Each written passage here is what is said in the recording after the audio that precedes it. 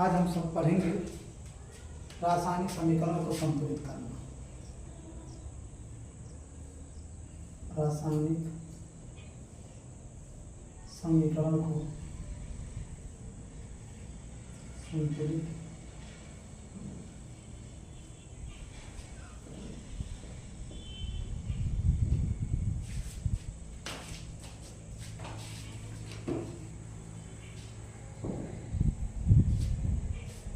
इसमें सबसे पहले देखेंगे कि जो रासायनिक समीकरण होते हैं, रासायनिक समीकरण में क्या होता है कि कुछ ऐसे अभिकारक और उत्पाद होते हैं जिसमें जितनी संख्या अभिकारक की होती है उतनी ही उत्पाद में आनी चाहिए। अर्थात हम कह सकते हैं कि रासायनिक समीकरण को संतुलित करने के लिए द्रव्यमान संरक्षण का नियम दिया जाता है और द्रव्यमान संरक्षण का नियम ये बताता है कि कोई भी तत्व जो भाग ले रहा है और उसके फलस्वरूप जो उत्पाद बन रहा है, दोनों तत्वों का योग क्या होना चाहिए, बराबर होना चाहिए। अर्थात अभिकारक जितना होगा उत्पाद भी उतना होना चाहिए। अगर समीकरण संतुलित नहीं हो रहा है तो कौन सा समीकरण, कंकाली समीकरण कहलाएगा। जैसे अगर हम बात कर रहे हैं Mg प्लस O मिल करके MgO बनाए, तो देखो तीर के इधर जो होते हैं अभिकारक और तीर के उधर जो होते हैं वो उत्पाद होते हैं। तो क्या अभिकारक उत्पाद की संख्या बराबर है? यहाँ पे देखिए Mg एक बार है, उत्पाद की तरफ Mg बराबर, लेकिन यहाँ दो बार है और यहाँ वो एक बार है, तो बराबर नहीं है। तो इसे हम कंकाली समीकरण कहेंगे, कंकाली समीकरण। इसी समीकरण को क्या करना रहता है, बराबर करना रहता है। अगर ये समीकरण दोनों तरफ बराबर हो गया तो उसे हम संतुलित समीकरण के नाम से जानेंगे। तो इसमें रूल क्या होता है, रूल पहला होता है, पहला रूल ये देखा जाता है कि अगर जितने भी भाग ले रहे हैं अभिकारक या बन रहे हैं जो उत्पाद, उसको हम सबसे पहले क्या करेंगे, एक बॉक्स में पैक करेंगे। बॉक्स में हम इसलिए पैक करेंगे कि इसके अंदर बदलाव ना किया जाए। बाहर जो बदलाव होगा वो क्या होगा, बाहर ही होगा, अंदर बदलाव नहीं होगा। तो सबसे पहले लगा देंगे। करने के बाद हम इनके अणुओं को देखेंगे कौन कितना बार है। देखिए यहाँ Mg एक बार है, यहाँ Mg बराबर है, लेकिन यहाँ वो दो बार है, यहाँ वो एक बार है। अगर बाहर हम दो कर रहे हैं, ठीक है, तो इसके हिसाब से हमको इधर भी करना पड़ेगा। देखिए यहाँ दो बार हुआ तो ये Mg प्लस O2 मिल करके 2Mg हो गया। देखिए वो दो बार हो गया, Mg भी दो बार हो गया, तो यहाँ वो दो बार है, Mg दो बार करने के लिए इसको तो ये होगा क्या, हम लिख सकते हैं 2Mg प्लस O2 मिल करके 2Mg। अब देखिए तीर के इधर और तीर के उधर दोनों तो बराबर हैं, इसी को हम कहते हैं संतुलित समीकरण। अच्छा, कुछ और रिएक्शंस हैं जिसे हम देख सकते हैं। जैसे NH3O2 अगर है NH3 मिल करके NO प्लस H2 बना दें, तो इसको समीकरण को संतुलित करना है। हमको करना क्या पड़ेगा,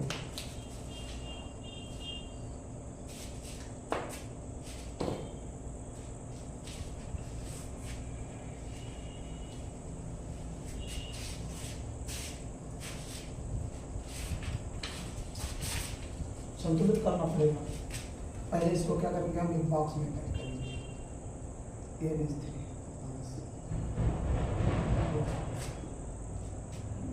ये नो है। कुछ भी बदलाव करिए इसके बाहर ये करिए, अंदर बदलाव नहीं करना है। अगर अंदर बदलाव करेंगे तो गलत हो जाएगा। बाहर बदलाव करने के लिए अगर हम इसको 4 बार ले रहे हैं, नाइट्रोजन 4 बार, तो ये भी 4 बार हो गया।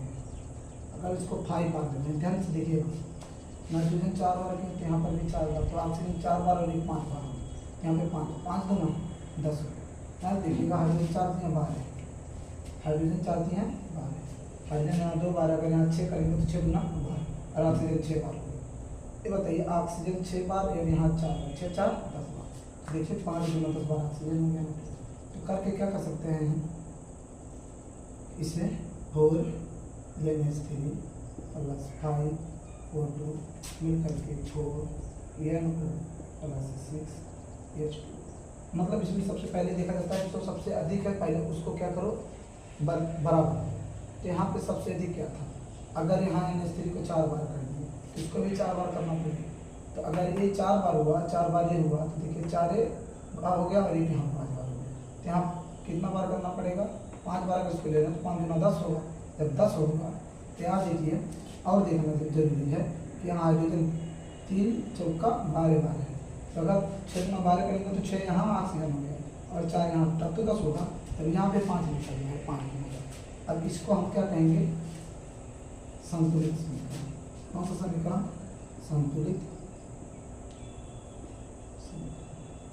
और ऊपर कौन सा समीकरण है, ए कंकाली समीकरण। और ढेर सारे समीकरण है, आप लोगों को संतुलित करना है, हम दे दे रहे हैं, आप लोग करके आइए। ऐसे हम पहले बॉक्स बना के उसके अंदर बदलाव नहीं, बाहर ही बदलाव करना पड़ेगा।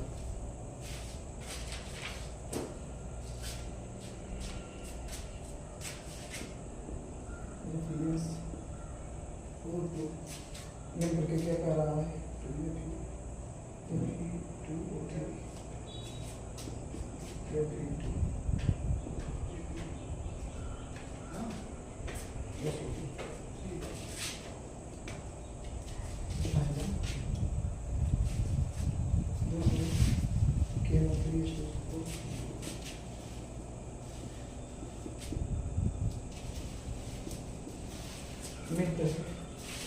आगे K2SO4 HNO3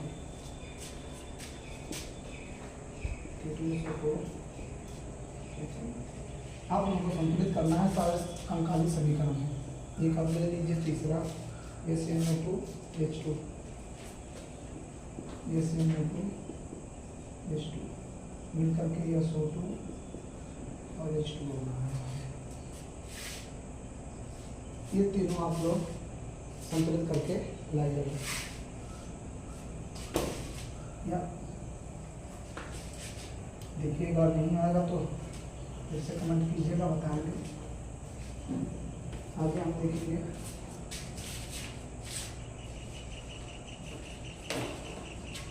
रासायनिक अभिक्रियाएं।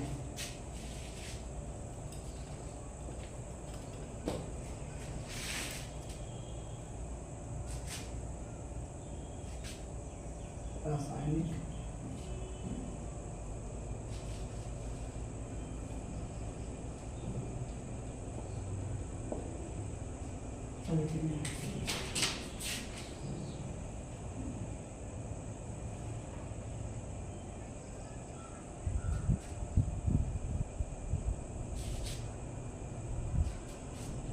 रासायनिक अभिक्रियाएं निम्न प्रकार की, जैसे मान लीजिए पहला रासायनिक अभिक्रिया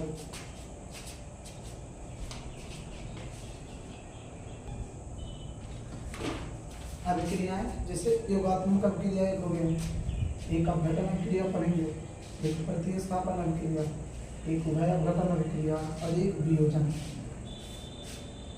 रासायनिक अभिक्रिया होती क्या है, जब दो या दो से अधिक पदार्थ आपस में मिल करके कोई नया पदार्थ बनाते हैं, जिनका जो गुण होता है वो अभिकारकों के गुण से भिन्न होता है, तो उसे को हम क्या कहते हैं, रासायनिक अभिक्रिया। रासायनिक अभिक्रिया में ये 5 अभिक्रियाएं हमको पढ़ना है। तो सबसे पहले हम पढ़ेंगे योगात्मक अभिक्रिया। योगात्मक अभिक्रिया में देखेंगे हम सब, योगात्मक अभिक्रिया में दो या दो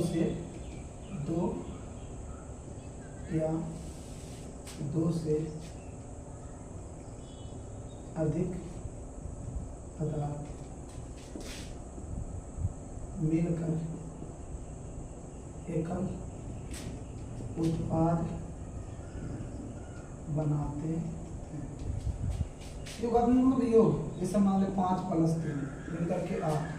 देखिए एक और एक दो अलग अलग कारक है, मिलकर के यहाँ, जैसे मान लें A + B मिलकर के C, A भी है मिलकर के C, या AB भी कह सकते हैं मिलकर। समझ में आया? तो योगात्मक अभिक्रिया इसे कहते हैं जोड़ अभिक्रिया, जिसमें दो या दो से अधिक पदार्थ होगा वो आपस में मिल करके कोई एकल उत्पाद देगा। क्या उत्पाद? एकल उत्पाद देगा। सल्फर को वायु में जलाने पर सल्फर डाइऑक्साइड, देखिएगा सल्फर है और ऑक्सीजन है, इसको जलाएंगे तो यह सूत्र प्राप्त होगा, सल्फर डाइऑक्साइड। ये भी गैस में, ये भी गैस में और ये भी गैस में। इस सल्फर को वायु द्वारा ऑक्सीजन में जलाने पर क्या प्राप्त होता है, सल्फर डाइऑक्साइड। देखिए अलग अलग अभिकारक के आपस में जुड़ करके एकल उत्पाद बना है सल्फर डाइऑक्साइड का, सल्फर डाइऑक्साइड। ठीक, आगे देखेंगे आगे कैल्शियम ऑक्साइड बिना बुझा चूना, बिना बुझा चूना, इसको हम जल में मिला देंगे, बुझ गया और बन गया CaOH का और ऊष्मा। इसमें भी देखिए ये बिना बुझा चूना योगात्मक अभिक्रिया, ये दोनों मिला योगात्मक अभिक्रिया, बुझा चूना बन गया। क्या बन गया, बुझा चूना बन गया। इसी चूने को ठंड करते हैं है तो सुर्ती में मिला के खाने के काम में आता है। और इस अभिक्रिया में क्या है, देखिए कैल्शियम ऑक्साइड और जल मिलाना तो बुझा चूना बना, साथ ही साथ ऊष्मा निकला। तो इस अभिक्रिया को जब उत्पाद के साथ साथ ऊष्मा निकले तो इसे हम ऊष्माक्षेपी अभिक्रिया कहते हैं, ऊष्माक्षेपी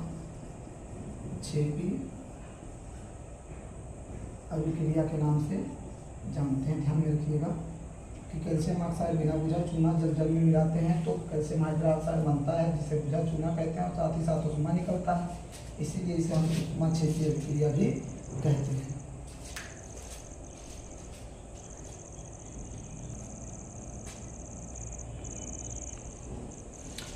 देखेंगे अपघटन अभिक्रियाएं वे अभिक्रियाएं जिनमें कोई यौगिक अपने छोटे छोटे सरल यौगिकों में अपघटित हो जाता है।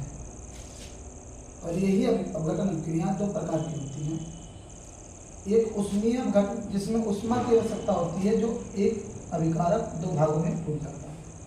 विद्युत अपघटन होता है जिसमें विद्युत की उपस्थिति में एक अभिकारक दो भागों में टूटता है, जैसे यहाँ पे कैल्शियम कार्बोनेट, जिसे कैल्शियम कार्बोनेट कहते हैं, कैल्शियम कार्बोनेट। देखिए ये आगे कैल्शियम ऑक्साइड और कार्बन डाइऑक्साइड में टूट गया है। विद्युत अपघटन में क्या हुआ है, जो जल है, जल के अणु हाइड्रोजन और ऑक्सीजन में टूट गए हैं, ये दोनों गैस के रूप में हैं।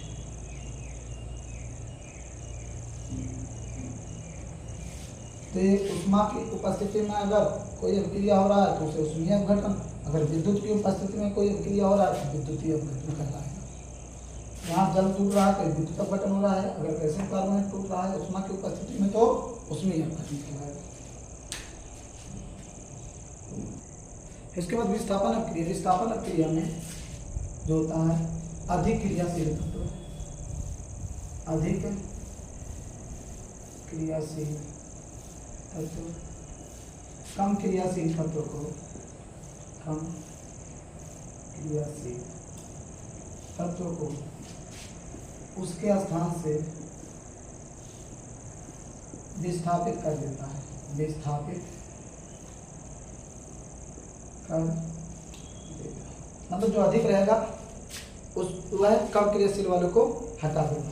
जैसे मान लें कोई A है और B C है, तो A ज़्यादा क्रियाशील है B से, तो क्या करेगा, B को हटा करके C के अपने साथ रख लेगा, जैसे AC बनाएगा और B को हटा देगा, अर्थात A अधिक क्रियाशील था और B कम क्रियाशील था, तो A B को हटा दिया और C के साथ में रहने लगा। इसी को कहते हैं कौन सी अभिक्रिया, विस्थापन अभिक्रिया। जैसे उदाहरण में जिंक के टुकड़े को सल्फ्यूरिक अम्ल में डालने पर हाइड्रोजन गैस निकलती है। अगर हम जिंक के टुकड़े ले लेंगे, सल्फ्यूरिक अम्ल में डालेंगे तो क्या निकलेगा, ZnSO4 और हाइड्रोजन गैस। तो जिंक ज़्यादा क्रियाशील होता है किससे, हाइड्रोजन से, इसलिए जिंक हाइड्रोजन को हटा दे और अपने SO4 के साथ। ये सल्फ्यूरिक अम्ल है, सल्फ्यूरिक अम्ल, और ये हो गया जिंक सल्फेट। क्या हो गया, जिंक सल्फेट। समझ में आया, ये जिंक विस्थापित कर दिया। एक और है कहाँ पर AgNO3 के साथ अभिक्रिया करेगा, Cu क्या करेगा, AgNO3 के साथ अभिक्रिया करेगा।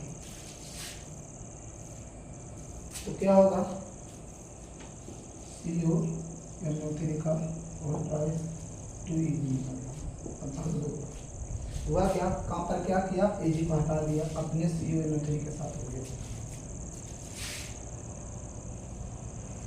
एक अभिक्रिया और है, अगर जिंक की अभिक्रिया CuSO4 के साथ करेंगे तो जिंक ज़्यादा क्रियाशील होता है कॉपर पे, तो क्या करेगा, जिंक SO4 के साथ हो जाएगा और कॉपर को हटा देगा। यहाँ कॉपर सल्फेट का विलयन मिला होता है, जब जिंक की छाल को कॉपर सल्फेट के विलयन में डालते हैं, जैसे यहाँ पे दिखेगा तो कॉपर सल्फेट CuSO4 का विलयन जिंक की छाल इसमें डालेंगे तो जिंक ज़्यादा क्रियाशील होता है, तो जलियन प्लस प्लस आयन देंगे, इस पर इलेक्ट्रॉन आ जाएंगे, तो ये कॉपर इसी पे चिपक जाएगा, अर्थात जिंक ज़्यादा क्रियाशील है, इसमें घुल गया और कॉपर इसी पे चिपक गया। तो विलयन का जो नीला रंग होगा वह नीला रंग, जैसे जैसे जिंक घुलता है नीला रंग गायब होता चला जाता है। वही क्रिया, अर्थात जिंक ज़्यादा क्रियाशील है, घुल गया और कॉपर को उसकी जगह से हटा दिया, जिंक सल्फेट बन गया और कॉपर हट गया। इसको कॉपर सल्फेट नीला तोता भी कहते हैं, कॉपर सल्फेट के नाम से जानते हैं। अब हम पढ़ेंगे उभय विस्थापन अभिक्रिया। उभय विस्थापन अभिक्रिया, इसको हम प्रतिस्थापन अभिक्रिया के नाम से जानते हैं। इस अभिक्रिया में क्या होता है, दो अभिकारकों के बीच यौगिकों का या आयनों का आदान प्रदान होता है, अर्थात हम कह सकते हैं कि यदि वह अभिक्रिया जिसमें दो आयनिक यौगिकों के आयन परस्पर बदल लिए जाते हैं उसे हम उभय विस्थापन अभिक्रिया कहते हैं, जिसमें सोडियम क्लोराइड और सिल्वर नाइट्रेट के विलयन की अभिक्रिया होती है। इसकी सोडियम क्लोराइड और सिल्वर नाइट्रेट की विलयन की आवश्यकता होती है, जिसमें से क्या हो जाता है, Ag के साथ Cl चला जाता है और Na के साथ NO3 चला जाता है। हुआ क्या, ये Cl Ag के साथ गया, NO3 Na के साथ आया, देखिए इसका इसके साथ और इसका इसके साथ मतलब बदली हो गया, इसीलिए इसे हम क्या कहते हैं, उभय विस्थापन अभिक्रिया के नाम से जानते हैं। इसमें BaCl2 प्लस Na2SO4 की अभिक्रिया हो सकती है, Na के साथ Cl चला गया, Ba के साथ SO4 अर्थात BaSO4 प्लस NaCl कितना हुआ, ये भी प्रकार का द्विप्रतिस्थापन अभिक्रिया के नाम से इसे जानते हैं, जिसमें आयनों का क्या हुआ है, अदला बदली हो गया है। इसके बाद हम वियोजन अभिक्रिया पढ़ेंगे। कौन सी अभिक्रिया, वियोजन अभिक्रिया पढ़ेंगे।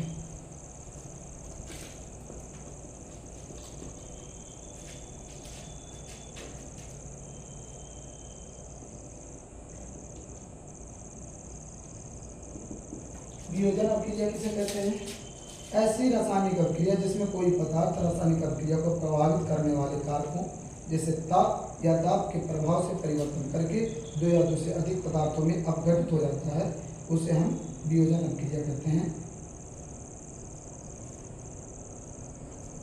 वियोजन अभिक्रिया में जैसे हाइड्रोजन आयोडाइड है, उसको गर्म करेंगे, हाइड्रोजन आयोडाइड को हम क्या करेंगे, गर्म करेंगे, ये उत्क्रमणीय अभिक्रिया होता है, ठीक है। दो बार देखें, I2 प्लस H2 में टूट जाएगा, तो एक है अलग अलग वियोजित हो गए, तो इसे हम वियोजन अभिक्रिया के नाम से जानते हैं। अर्थात क्या है, उत्क्रमणीय अभिक्रिया, तीर दोनों की तरफ होता है तो दोनों तरफ से दोनों दिशा से रिएक्शन होता है। अगर गर्म करेंगे तो I2 और H2 में परिवर्तित होगा, अगर ठंडा करेंगे तो ये पुनः किसमें आ जाएगा, हाइड्रोजन आयोडाइड में परिवर्तित हो जाएगा। इसे NH4Cl है, इसे नौसागर भी कहते हैं, नौसागर। पूछता है क्वेश्चन में, अमोनियम क्लोराइड नाम है, अमोनियम क्लोराइड। ये भी कौन सा रिएक्शन, उत्क्रमणीय रिएक्शन करता है, जो कि NH3 और HCl पुनः NH4 में परिवर्तित हो जाता है। इसी तरह PCl5 है जो PCl3 और Cl2 में जुड़ता है। कैसे? ऐसे भी है, अगर इसको गर्म करेंगे तो PCl3 और Cl2 में, और ठंड करेंगे तो पुनः PCl5। ऐसे यदि गर्म करेंगे तो इसमें टूटेगा और ठंड करेंगे तो पुनः इसमें जाएगा। ये पूरा किसका उदाहरण है? वियोजन अभिक्रिया का उदाहरण है।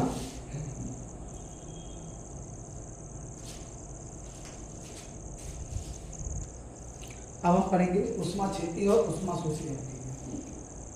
ऊष्माक्षेपी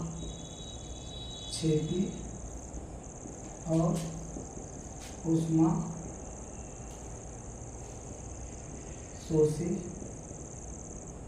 अभिक्रिया। तो पहले हम ऊष्माक्षेपी पढ़ेंगे।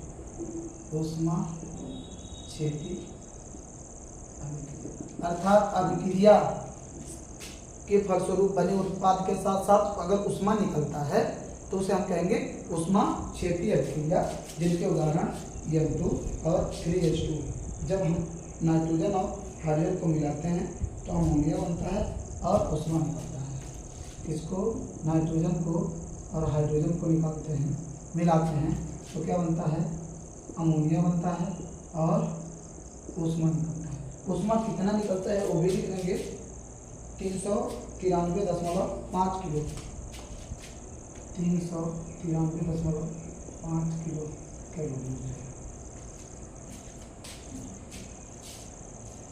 जैसे कार्बन को अगर ऑक्सीजन की उपस्थिति में रख के जलाते हैं तो CO2 बनता है, फिर इसमें भी ऊष्मा निकलता है। ये उदाहरण किसके हैं? ऊष्माक्षेपी के। इसके उदाहरण है ऊष्माक्षेपी। एक सबसे इम्पॉर्टेंट रिएक्शन है कि जब हम C6H12O6 की अभिक्रिया करवाते हैं O2 से, किससे? O6 तो 6CO2 निकलता है, 6H2O निकलता है, प्लस 673 किलो कैलोरी। ये भी प्रकार का ऊष्मा है। क्या है? ऊष्मा निकलता है, ऊष्माक्षेपी अभिक्रिया के नाम से जानते हैं। अर्थात हम कह सकते हैं श्वसन की क्रिया के श्वसन में होता है, तो श्वसन भी एक ऊष्माक्षेपी अभिक्रिया है, क्योंकि यहाँ पे ग्लूकोज है और ऑक्सीजन है। एक सेलुलर रेस्पिरेशन माइटोकॉन्ड्रिया के अंदर होता है, माइटोकॉन्ड्रिया के। हालांकि देखेंगे जो ग्लूकोज टूटता है पहले साइटोप्लाज्म के अंदर टूटता है, अनाक्षी शोषण करता है, 2 पायरुविक एसिड बनाता है, तब माइटोकॉन्ड्रिया के अंदर जाता है ऑक्सी शोषण करने के फलस्वरूप, तब ये आगे जाकर के क्या बनाता है? ऊष्मा या ऊर्जा बनाता है, ATP बनाता है। ठीक, आगे हम देखेंगे ऊष्माशोषी अभिक्रिया। ऊष्माशोषी अभिक्रिया में देखेंगे कि वे रासायनिक अभिक्रिया जिसको पूर्ण करने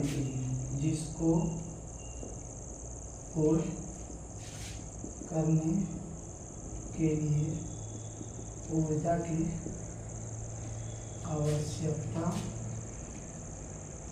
होती है, उसे हम ऊष्माशोषी अभिक्रिया के नाम से जानते हैं। N2O2 ऊष्मा मिलेगा तो 2N मिलेगा, N2 और O2 को लेंगे, इसमें ऊष्मा देंगे, तब क्या बनेगा? 2NO, नाइट्रिक एसिड बनेगा, नाइट्रस ऑक्साइड। इसे नाइट्रिक ऑक्साइड कहते हैं। ये क्या है? Nitric oxide. और NO2 रहता तो नाइट्रोजन डाइऑक्साइड, नाइट्रोजन डाइऑक्साइड। अगर NO3 रहता है तो नाइट्रोजन ट्राइऑक्साइड। ध्यान में रखिएगा। एक रिएक्शन हो, इसका C+2S मिलकर कार्बन सल्फाइड बनाता है, कार्बन और सल्फर लेते हैं तो क्या बनता है? CH2 बनता है, लेकिन इसके साथ साथ इसमें ऊष्मा लगता है, तब जा करके CH2 बनता है, कार्बन